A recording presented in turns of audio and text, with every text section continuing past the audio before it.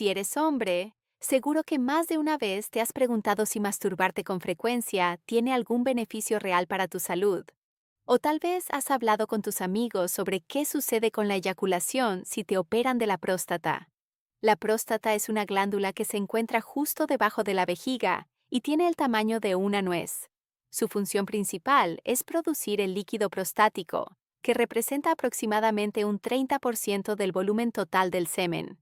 Un dato que quizás desconocías. El volumen de semen en cada eyaculación ronda entre 3 y 5 centímetros cúbicos, pero la próstata no es la única responsable de producir el líquido seminal. Tenemos un porcentaje importante que proviene de unas glándulas llamadas vesículas seminales, y solamente un 1% viene de los testículos, lo cual representa más que nada células, los espermatozoides, no tanto el volumen del semen. El líquido prostático contiene varias sustancias importantes: zinc, ácido cítrico, fosfatasa ácida, enzimas y, por supuesto, el PSA o antígeno prostático específico. Estoy seguro de que has escuchado hablar bastante sobre el antígeno prostático, pero si tienes alguna duda, te leo en los comentarios. Cuando experimentamos algún tipo de estímulo sexual, ya sea en una relación íntima o durante la masturbación, la eyaculación ocurre en dos fases principales. En primer lugar, tenemos la fase de emisión, en la cual los líquidos tanto de la próstata como de las vesículas seminales se acumulan en esta región de la uretra, entre el esfínter interno y el esfínter externo. Luego, cuando la estimulación continúa, se produce la segunda fase, la fase de expulsión. En esta fase se relaja el esfínter externo y ocurre algo muy importante, que es la contracción de los músculos perineales. Esto provoca la expulsión del semen desde la uretra prostática a través del resto de la uretra, para salir con fuerza a través del meato hacia el exterior. Y eso es lo que uno percibe cuando se produce la eyaculación. Pero recuerda que este fenómeno comienza mucho antes. Tanto la emisión como la expulsión dependen de la coordinación entre el sistema nervioso y las diversas estructuras que te comenté. Es por eso que cuando hay enfermedades como la diabetes o alguna alteración del sistema nervioso, así como en ciertas cirugías, obviamente las cirugías de la próstata, puede haber problemas a la hora de eyacular. Pero no te preocupes, porque más adelante en este video te voy a explicar cuál es la consecuencia que tienen las cirugías prostáticas a nivel de la eyaculación. Y entonces, si la próstata produce gran parte del semen y participa activamente en el fenómeno de la eyaculación, ¿qué sucede si pasas mucho tiempo sin eyacular? En la práctica diaria, muchos hombres me preguntan si acumular semen puede ser perjudicial para la salud. Y aunque no existe evidencia directa de que eyacular poco produzca algún tipo de enfermedad de manera directa, existen algunas asociaciones bastante interesantes. Está comprobado que una baja frecuencia eyaculatoria puede provocar algunos síntomas o agravar molestias de índole prostática, como puede ser congestión o inflamación a nivel local, por ejemplo, molestias en la zona del perineo. Una condición bastante frecuente y que tiene un manejo relativamente complicado es la prostatitis crónica no bacteriana. Aunque no se conoce con certeza cuál es la fisiopatología y la causa de esta enfermedad, sabemos que hay muchos factores involucrados. Factores inflamatorios, traumatismos, alteraciones de los nervios, y también podría estar asociada a una baja frecuencia eyaculatoria. De hecho, un estudio del año 1999 mostró que los hombres que padecían esta condición mejoraban sus síntomas de prostatitis al aumentar la frecuencia eyaculatoria, ya sea con relaciones sexuales o con masturbación. Por otro lado, hay algo que muchos subestiman respecto a la eyaculación. Podría mejorar la calidad del sueño. Esta mejora en la calidad del descanso podría sumarse a los beneficios de eyacular.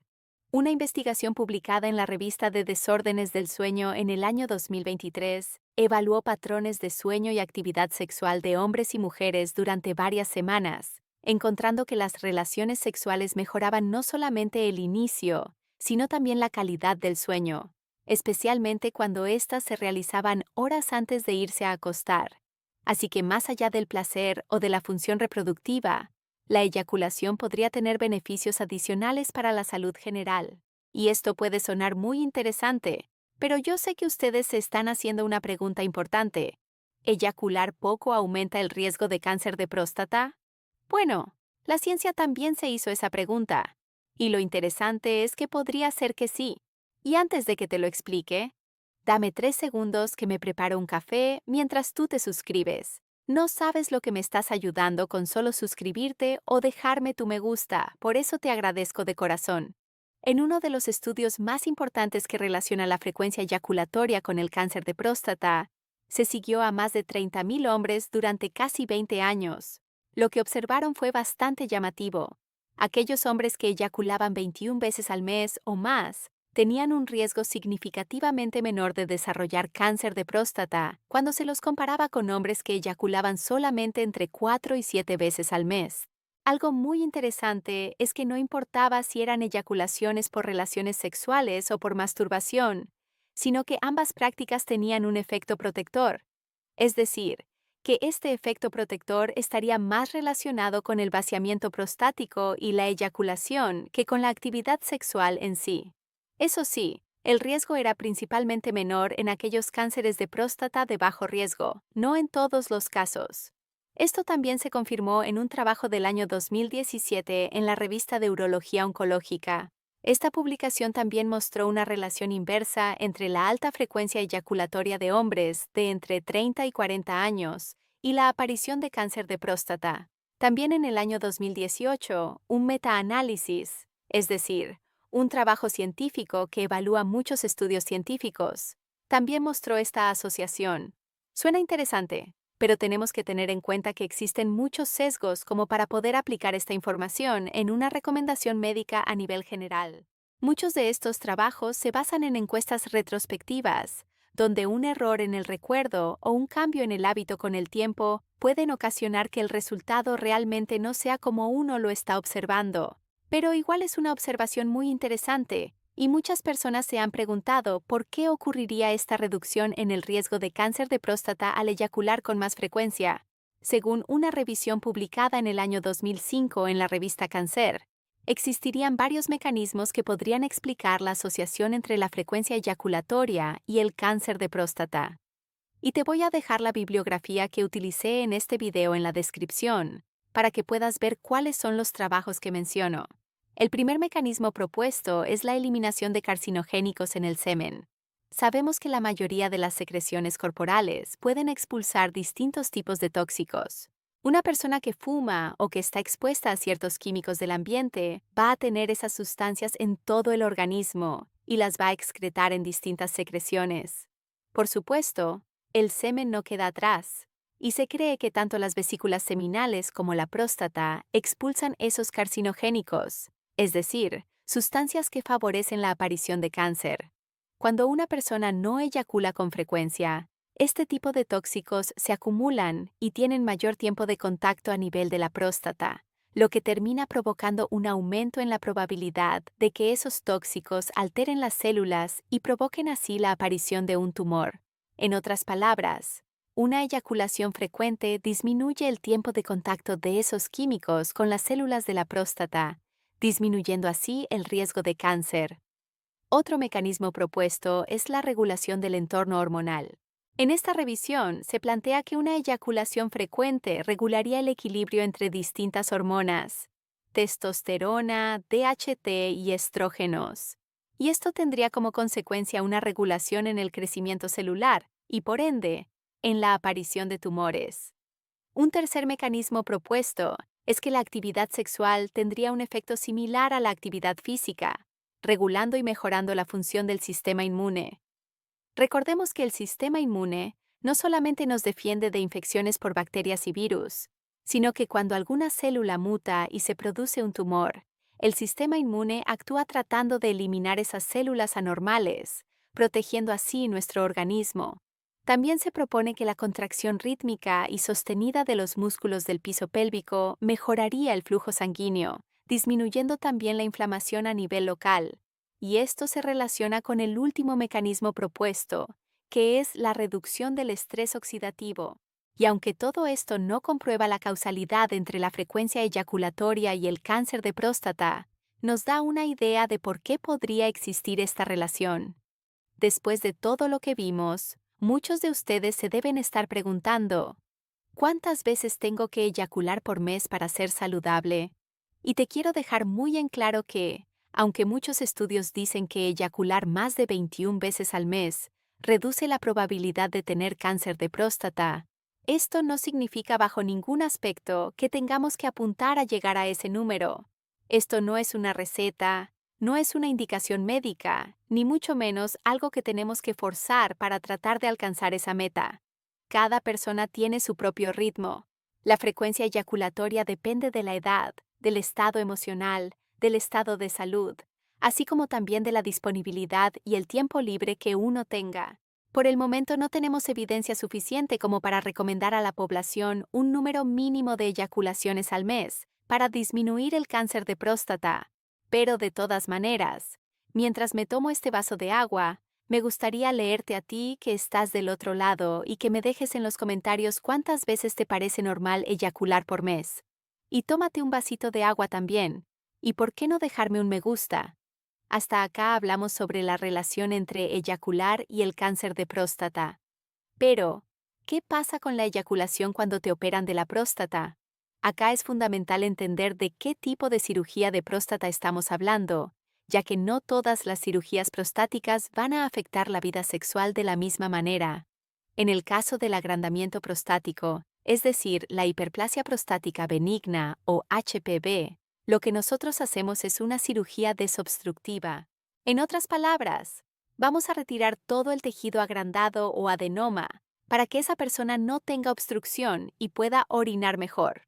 Si te fijas acá en el esquema, nosotros dejamos la parte periférica, lo que se llama la cápsula de la próstata, por lo que la glándula persiste, solamente que va a estar más pequeña, va a estar reducida en volumen y va a estar desobstruida. Obviamente que esto no es inocuo, porque nosotros al realizar este tipo de cirugía también alteramos la anatomía normal, y una de las secuelas más importantes y más frecuentes que hay en este tipo de cirugía es la eyaculación retrógrada. Hablamos de eyaculación retrógrada cuando el semen no sale por la punta, sino que se produce, se emite, pero en vez de salir por la uretra se introduce de vuelta en la vejiga. Ven que te lo explico con el dibujo.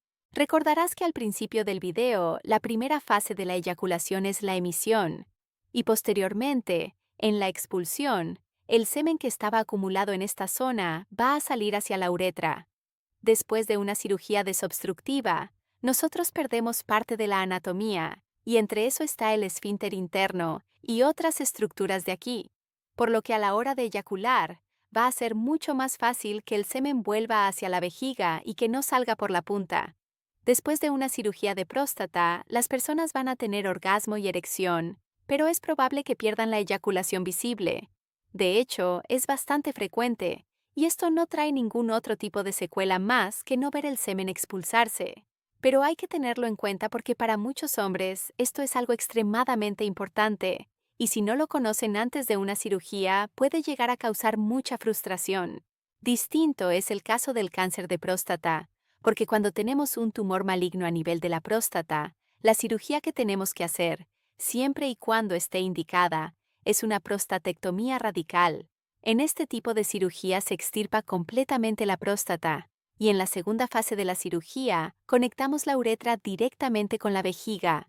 Esta es una cirugía muchísimo más compleja que una cirugía desobstructiva, y como puedes ver acá, la persona queda sin próstata.